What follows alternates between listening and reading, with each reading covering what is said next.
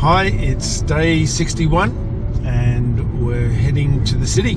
We're going to a hospital, a very large hospital in Sydney, Australia, which conducts all the bone marrow transplants.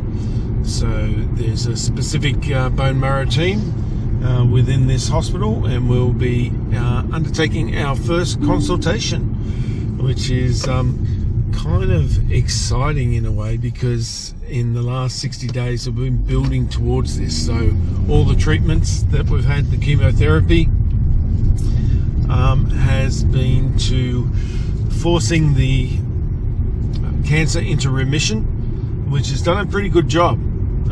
Because I'm in my second cycle now, and towards the end of my second cycle, and the cancer is pretty much in remission. The cancer count in the blood is nearly non-existent, so they're getting me ready towards the transplant. The only problem is I don't have a donor yet, so still waiting to identify a bone marrow donor. Still, I guess they are eliminating some of my family members, which they've mostly been eliminated so far as suitable candidates, and I expect that they will go out to the international donor list, which is more comprehensive. I think there's a couple of million or more that are on. I think it's something like 4 million donors around the world, so there's quite a bit. But it is not so many here in Australia, which is part of the problem, and hopefully I can educate otherwise. But that's where we're off to at the moment. So we went down and saw the transplant specialist today in Royal North Shore Hospital, and he basically gave us 3 treatment options, one being the first one that we've been looking at all along, that is the transplant option, that is a bone marrow transplant from a donor, in this case being my son. The second option is to recycle my own bone marrow, that is they take the bone marrow fluid out and they would treat it and then put it back in, and the third option is a maintenance option that we would just maintain via chemo over a number of years to try to keep the leukemia levels down or in remission. So 3 options that we went through. So option 1, the transplant, is more toxic, but it has more possibility of a longer life without the cancer returning. So that's the bonus of that.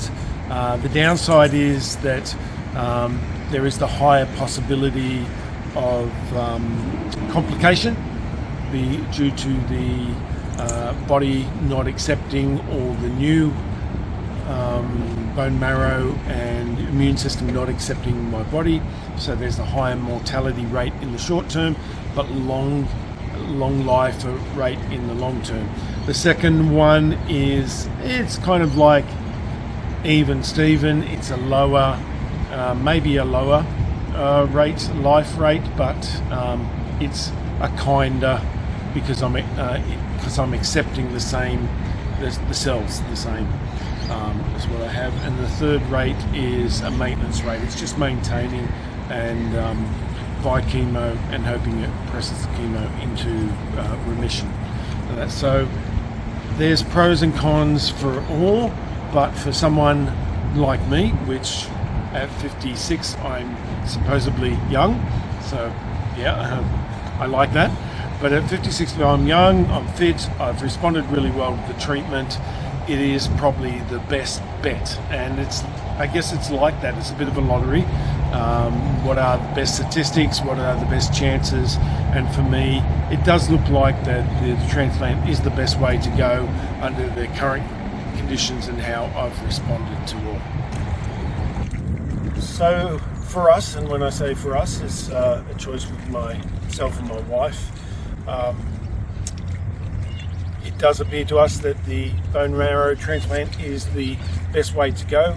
only because I've responded so well so far to the 2 rounds of chemo, that I am young, I'm reasonably fit and healthy, and it's probably the best chance for me to have a long life and to remain out of remission. Now I have Philadelphia positive, which has a more chance of coming out of remission.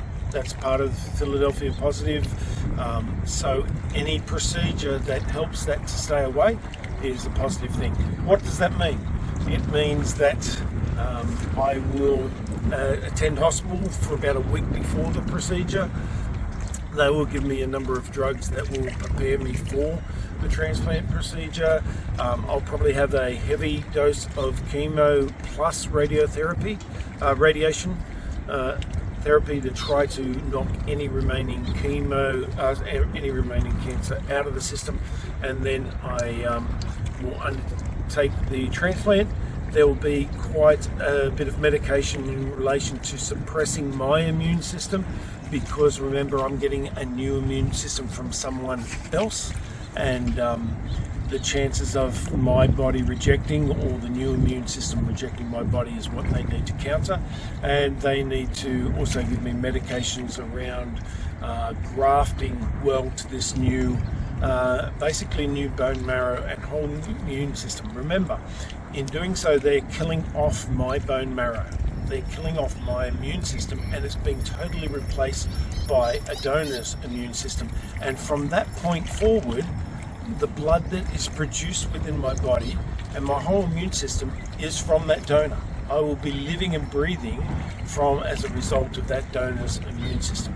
So that's going to, that side of it, that post transplant side, is about a month or 2. So I can spend up to a month or 2 in hospital, and then after that, another couple of months, up to 1, 2, 3 months, close by the hospital in accommodation, of where I have to have someone with me to just check my well-being 24/7, basically, so I can return to the hospital. Why I attend clinics at the hospital.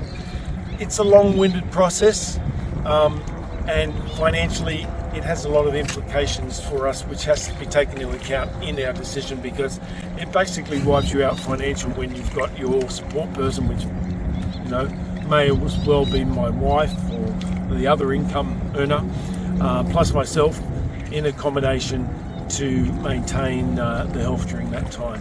So it's a significant commitment and procedure, but it's one that's a calculated risk, and on calculations where probably I'm more inclined to go this way, and even though it has its inherent risks which are higher, its long-term benefits seem much better.